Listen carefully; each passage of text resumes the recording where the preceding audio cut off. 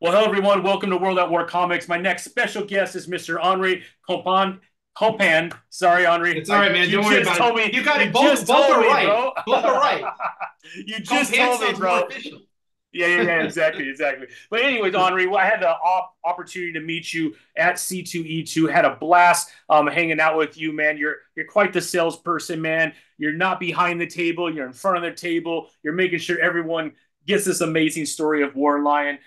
Just a little background of how I kind of came on to War Lion. And I can't remember who it was, but whoever it was, I have to thank, man. They got me on War Lion issue 1. I backed it. I read it. And we were just talking before I hit record button, man. It's obviously a lot of action. It's a more of a mature audience, I would say, comic book. A lot of blood and guts, man. Just think of Berserker. Think of anything like that, man. I absolutely love that stuff. But what I loved even more was the heart that's behind that. And we certainly don't want to give away the story, but man, you have this family, and the dynamic amongst this family is quite unique. There's a loss of life, and that creates a lot of tension. Eventually, right, the daughter gets trained by the father, and a lot of things happen in issue 1 within the universe that they live in, and then it kind of ends, and we get into issue 2, and we see her grown and really holding her own. But then in issue 2, man, a lot of things go awry. There's a little bit of this going on, and so I say all this because obviously the action is there, Henri. The art is absolutely incredible. It's beautiful. These are not 24-page comic books. These are 48-page comic books. So you're getting more than your bang for the buck. And the heart that goes into the comic book, in addition to all the action and the backstabbing and everything else that's going on, I really appreciate. You and I both have a family. We have children. And it's very relatable in that kind of a manner, because I think as a father, we always want what's best for our children. We also selfishly would like at least one. I have four. I wish one of them would follow in my footsteps in certain areas, right? Just to be able to pass that knowledge down. And you captured all of that so well, man. So, anyways, I'm kind of talking a lot because I No, really love I War really Lion, appreciate that. man. You know what I really appreciate about what you're saying, Thomas, is like I know that you read the books because I like and I'm actually this is what every creator wants to hear Yeah. is what you're telling me right now, and I appreciate that so much because it's like I did an interview like when I first launched my campaign, and like there was a question that was asked like, do you want to be remembered long after you're gone, or do you care more about what's happening now? And I'm like, I don't care what happens when I'm gone because I'm not here anymore to appreciate it. I hope that there will be something left behind for my kids. Of course, like I feel, you want to feel like everything you did was for something, but 1,000 years from now, no one's gonna remember who I was. No one's gonna come across the work. I want to hear what you're thinking now, and I appreciate that so much. I mean, that tells me that like I did my job. So I appreciate the kind words deeply. Thank Yeah. you. I feel like I hit all the right chords that I wanted to. So that's a good thing. I Well, I'm appreciate so glad you feel that way, Honor, because it definitely came across. So today, man, we're talking about issue 2. So I was very fortunate to kind of get a sneak peek at issue it. two One of because the I was few. I was at C2E2, Yeah. and so I got the variant cover, which I mean, just look at that bad boy. I mean, the art is absolutely incredible. So I kind of blabbed out kind of the storyline, but can you kind of tell us about the team that you're working with, Oh, from absolutely. artists to, because it is top notch. I mean, this is Well, thank like you. this is I would put this better than a lot of the stuff that we're currently receiving from larger publishers, Well, just thank you. from the quality and the artwork and everything. So let us know a little bit more about that team that you're working with. Well, before I can even address that, for me, comics is a community, and I am inspired just as much by the stuff that's coming out on the racks now. I think if it wasn't for the stuff that was coming out on the racks now, I don't think I would be able to get to the point where I'm at because it's looking at those new guys that Marvel and DC and Image are hiring. That's how I look for my talent. In fact, that cover you just showed was done by Kane White, who's Yeah, actually doing covers for Marvel as we speak. yeah. And he's doing Star Wars covers. And he's also doing interiors for comics for Stranger Comics. And so that's a Kane White cover. And what you have there is actually limited to only 150 copies. And we're down to the last 25, which are up on the campaign right now. So there's only 25 of those, and then we're sold out. We're not reprinting them. But going back to the creative team, Warline's interior artist is Dexter Wee, and he's been with the series since the beginning. And I absolutely love working with this guy. I mean, honestly, we have such a chemistry with each other in the sense that he understands my vision for what I want to do with the story. He follows my lead, and because he's not just following my lead, he's picking up from my lead, and now he's like gotten to the point where he's just basically taking it in his own direction, and he's really knocking it out of the park. Like with issue 3, I can't wait for you guys to see what he's done with it. He's just done some really powerful stuff. And as much as issues 1 and 2 are like very violent, and there's a lot of fighting, and issue 3 will have that as well. But issue 3 is really sort of the the emotional tender issue, I want to say, of the series to kind of bring everything together. And he's really gotten he really knows what he's doing. It's been a real pleasure working with him, and he's definitely a rising star in the business. We've had 2 different colorists on the series. So the guy who did issue 1, his name is Cody Carvajal. He's a South American based colorist, really talented guy. But for issue 2, I wanted something a little bit more specific. And so I switched over to another colorist. His name is Steve Cannon. He's now our regular guy. And I was actually introduced to him through Robert Nugent, who's the current ongoing colorist for Spawn. And Steve is just really fantastic. Like Dexter, he follows my lead. We've had very deep conversations about the use of color. I mean, this guy really pays attention to everything, and is really looking at Dexter's art and saying, how can I use color to elevate what Dexter has done? And then we have Joel Saavedra, my letterer. I've been working with him since the beginning of my career on Nissan Shin. He's my go-to letterer, and he's very patient. He deals with a lot of crap for me, a lot of revisions, a lot of everything, but really fantastic guy to work with. And honestly, I don't think I would have ever paved headway with Warline if it wasn't for my editor Chuck Pino. Chuck was just, there was a point with Warline when I actually was debating on whether or not I wanted to do this book at all because I just couldn't piece it together. I was used to working on historical stuff. I did some other side projects, like I worked on Tales from the Crypt, but it was just a really tight, contained story. But like here was something that was like 100% me, something I created that wasn't based on anything, and I was getting lost in the darkness. And Chuck led me to the light, and he's just been a really pivotal part of this team because he's the guy who clears the roadblocks. Whenever I'm blocked on something, he'll come in and be like, "Hey, I got this idea here. How about you run with this?" In fact, I'm going to have to give him credit for naming the Overseer, the villain of our story, because I was like, I had a different name for him, and it just wasn't the right name. And he was like, "Well, based on what you're describing who this character is, he sounds like an overseer. Why don't you call him the overseer?"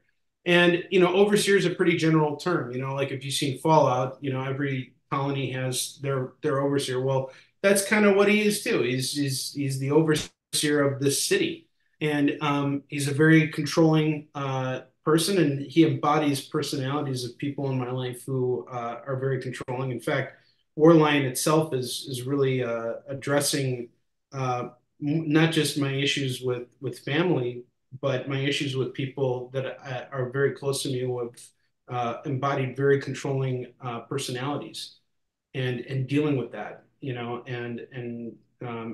holding, all that bottled anger that just suddenly comes out from having to deal with someone who has just constantly been trying to get you to think a certain way, getting you to trying to position you in a certain place just to get themselves ahead, or just to make themselves feel justified, not necessarily for selfish reasons, but sometimes it's for reasons that they think they're actually doing a favor for you, but they're not. They are being selfish. They just don't realize it. So Incredible. Yeah. that's what I can say about the team. Yeah, I mean, it seems like a great team. Everything's clicking together. Real quick, just from a background standpoint, can you tell me a little bit about Yi Sun Shin? Oh, absolutely. I love talking about Easton Shin. So Easton Shin is my signature series, and it's about a Korean admiral that actually existed. He was outnumbered against the Japanese when they invaded Korea. So for those of you guys who have recently seen Shogun, the events that take place in Easton Shin take place right before the events of Shogun. Oh And wow. in fact, a lot of the characters that you see emulated in Shogun are actually based on figures that show up in the Easton Shin series. And so Easton Shin was outnumbered 10-1 when the samurai invaded Korea, and he beat them 23 times in a row, and he never lost a single battle. Wow. And we put together a trilogy of books, and we're working on the last two issues right now. And it's been a real it's been like there's an uphill battle, and then there's just like a straight up wall that's like made of like ice that you got to climb. That's what that's what working on Easton Shin has been like. And my co-writer on the series and editor was David Anthony Kraft. Um, he was a longtime Bronze Age Marvel editor and writer. He basically wrote the first run of She-Hulk and Defenders, and uh, he gave Jennifer Walters her personality. He did a lot of cool stuff with the Defenders too, and he's worked with pretty much everybody in the bullpen. He worked for Stan. He did all kinds of stuff. He had his own interview magazine. He brought George Perez into Marvel actually.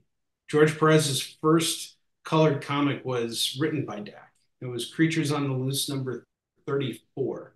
And he died.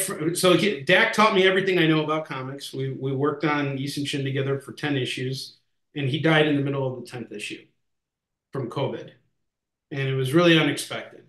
And it was really rough. So in 2022, I finished issue 10. And then I was just like, all right, I need to take a break from Easton Shin because I'm not emotionally ready to move through with this. And then I went through a divorce at the same time, and that also kind of like slowed things up. So I was like, Warline's going to be my focus right now. And I'm really happy that we've managed to, get this huge body of work with Warline done because it's like what you're saying. We got each book's 48 pages. So it's like now we're almost done with that final third issue. We're halfway through the third issue, and it's just it feels so great having all that huge body of work like nearly done, and out there. And after that, the focus is still on Yixin Shin now too. I finally kind of pulled myself together, and I'm like, I got to get this done now.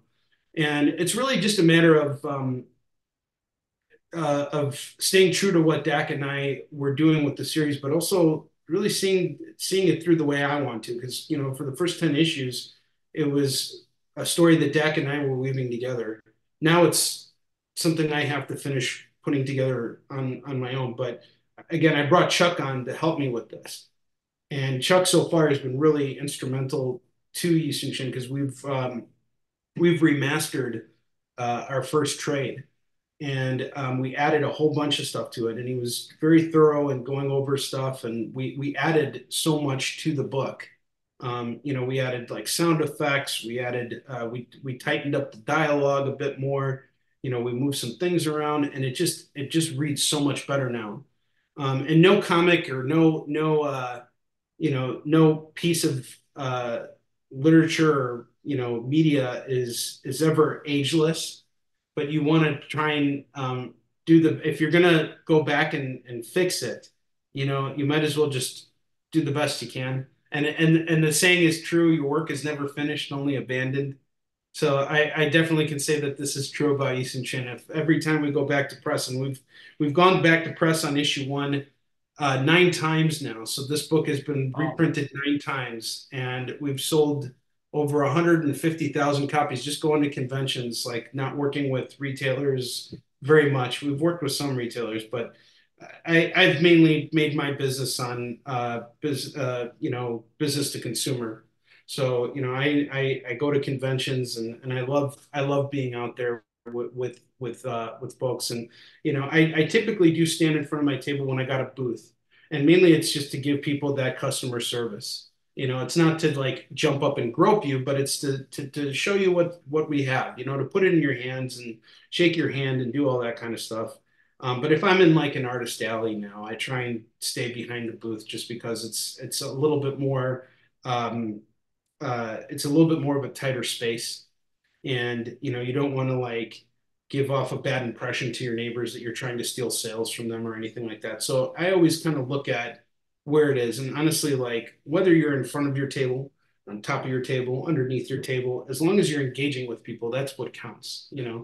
And whether Yeah. you're standing or sitting, whatever. But I think people feed off of energy, and when they see that you're standing and you're excited and that you care about what you're doing, I think that makes a big difference.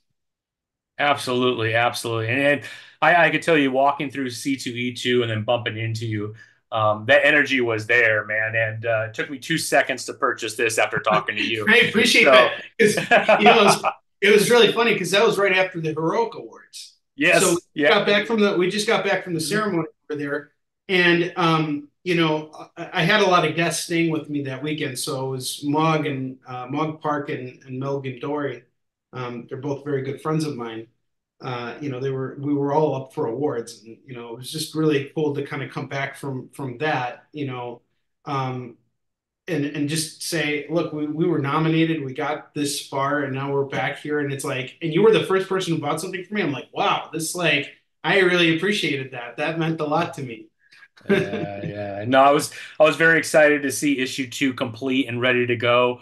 Yeah, Because the first issue just blew me away with the art and the story arc and everything that we already talked about. One more question for you, Henri. As you're yeah. writing Yisu Shin, how much of that story and the people that played major parts in that warfare before between Korea and Japan have you taken to create what War Lion is today? Because he Oh, that's a certainly great is a question. warrior. He Yeah, certainly yeah. is a warrior, right? So I've actually I got a great answer for you. I tried to take as little from Yusuf Shin as possible and separate as much as I can.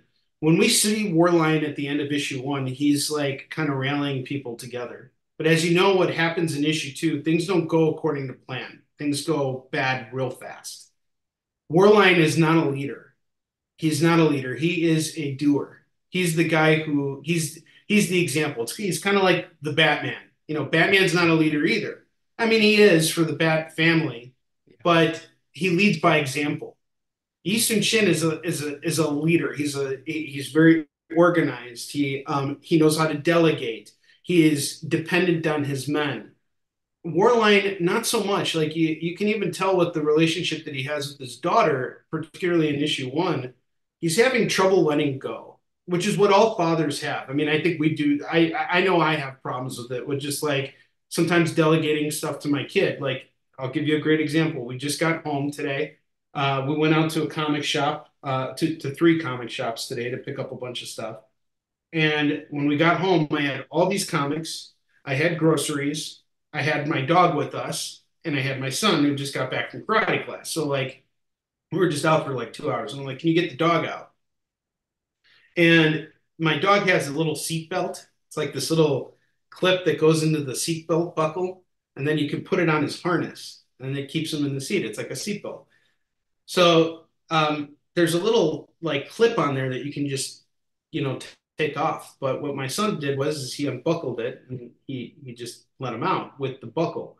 So it was like a small thing, but it's like it's that kind of thing that we think about as fathers. And I see my own dad doing it. My dad has a really hard time. It's taken him years to trust me with anything, especially like with handy stuff. Like I'm not I didn't grow up being a very handy person because my dad always made me watch. And now as I've gotten older and I've had to do things, I'm like, no, I got to learn how to do this stuff. So I'm going to do it and you're going to watch now because if you're not here anymore, I'm screwed, like so it's that kind of a thing and it's more like really coming to terms with where he is. It's like when we reach a certain point, and not to get too morbid, but we get to a point, it's like we don't know what's going to happen tomorrow. We don't know if we're going to be here, and we want to make sure that our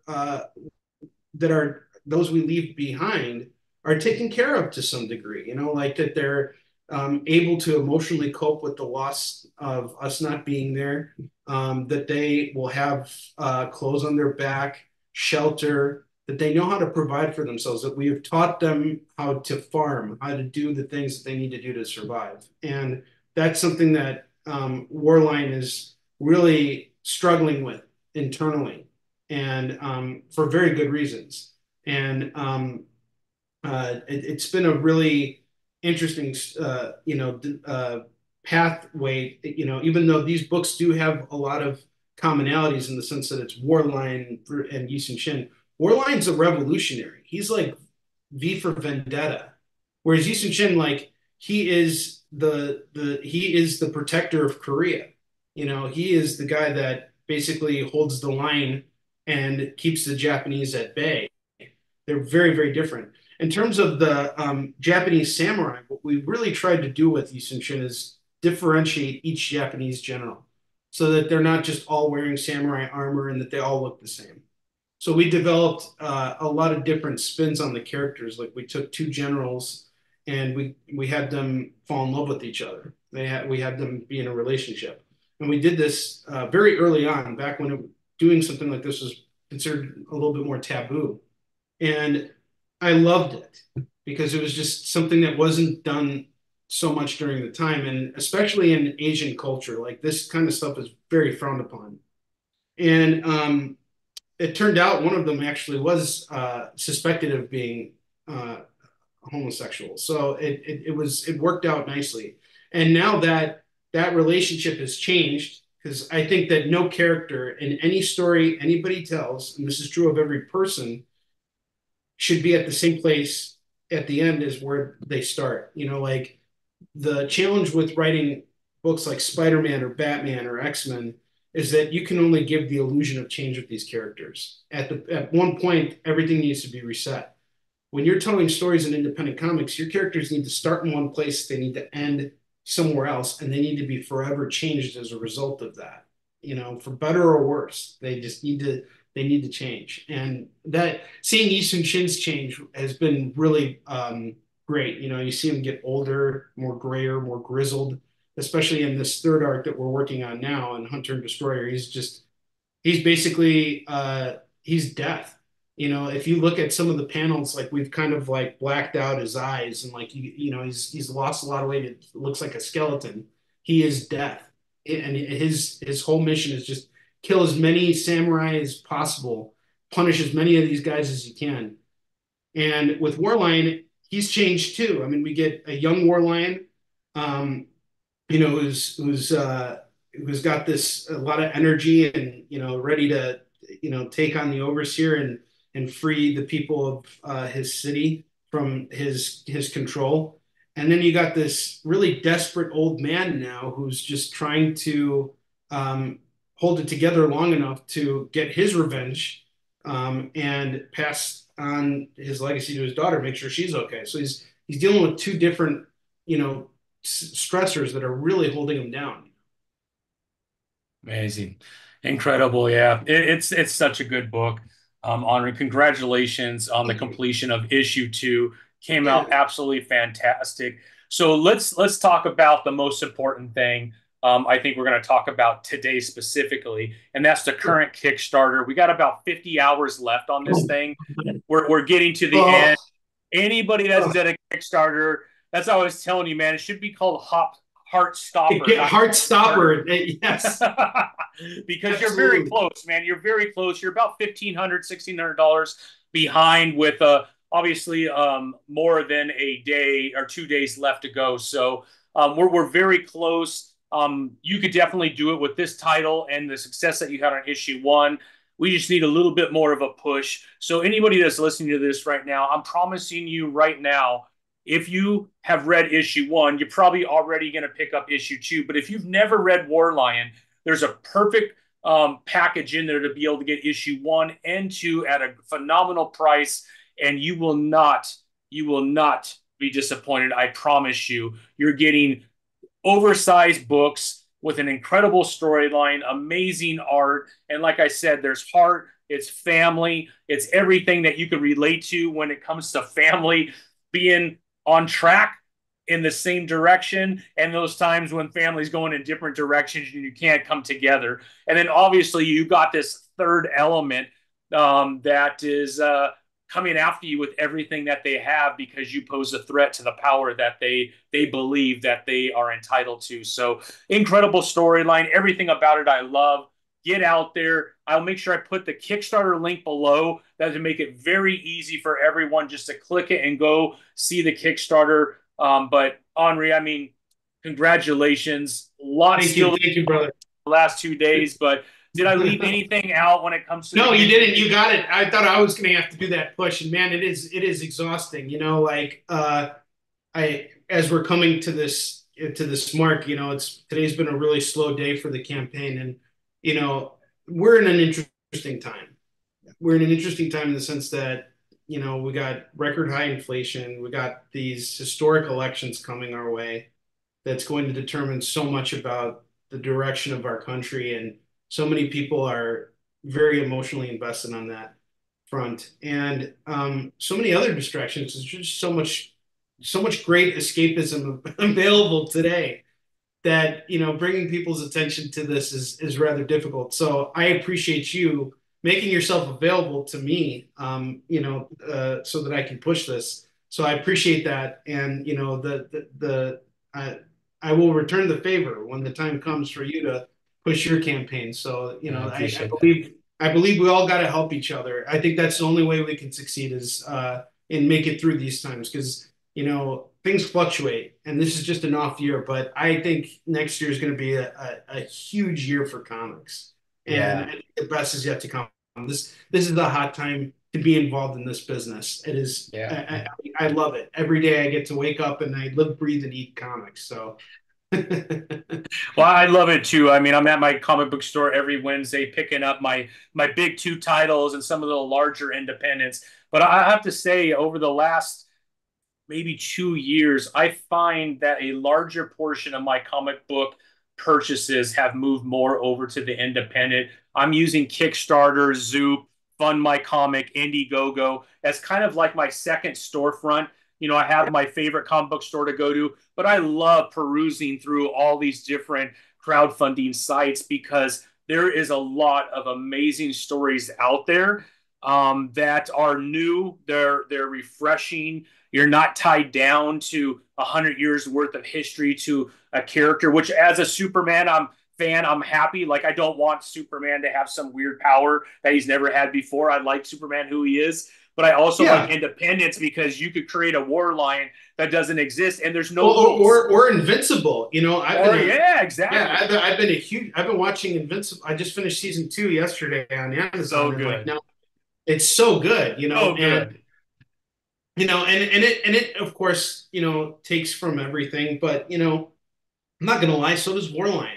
Yeah. Like I borrowed stuff from Aliens, Predator, Blade, um, everything that inspires me, Yeah. and you bring it together. It was interesting. I had a conversation with another creator. There are two ideas. The first train of thinking, school of thinking, is that ideas just come to us, and then there's the second school of thinking, which is that um, ideas exist on this like tree, and we pick off the ideas that we want to use, and then we kind of like come together. Because ironically, some of the ideas that I introduced in Warline were actually utilized by Jack Kirby in OMAC, and I Oh, had wow. never read OMAC before until after Warline was done.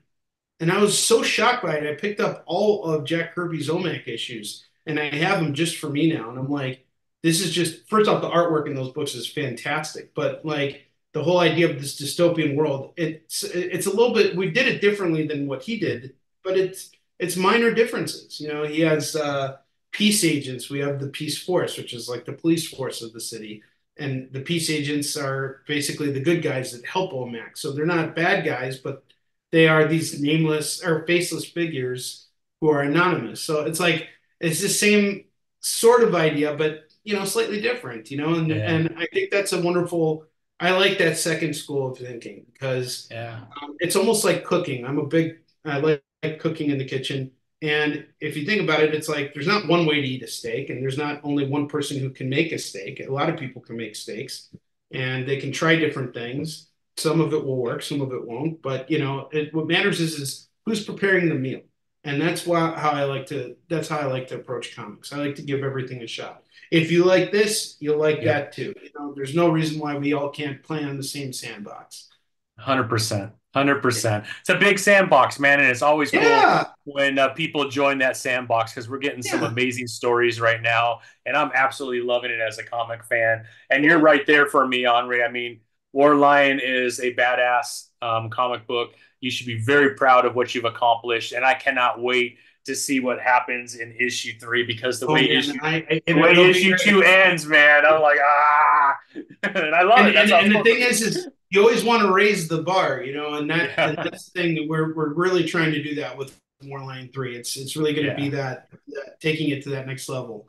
And Yeah. it's not always and it's hard after issue 2 because once you see the twist in issue 2, it's like, well, where do we go from there? Like, I would say going into issue 3, it's more about the culmination of the bond between Warline and his daughter and how that expands. I think that's the thing to look for in issue 3. That's So awesome, man. I'm looking forward to bringing it to you. Yeah, I'm looking forward to have it, my friend. Yeah. Looking forward to have it. Well, Henri, thank you so much. I want to be real respectful of your time.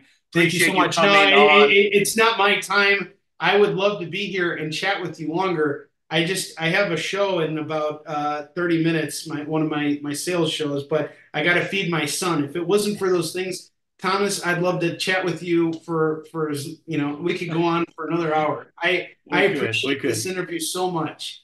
Yeah, likewise. I really appreciate it. I wish you and your family the best, and we'll be in touch, Henri. Everybody, get into that Kickstarter and make sure you back more Lion. Until next time, have a great week, Mr. Henri, and everyone that's watching. Talk soon. Thank you, guys. Love you all. Thank you so much.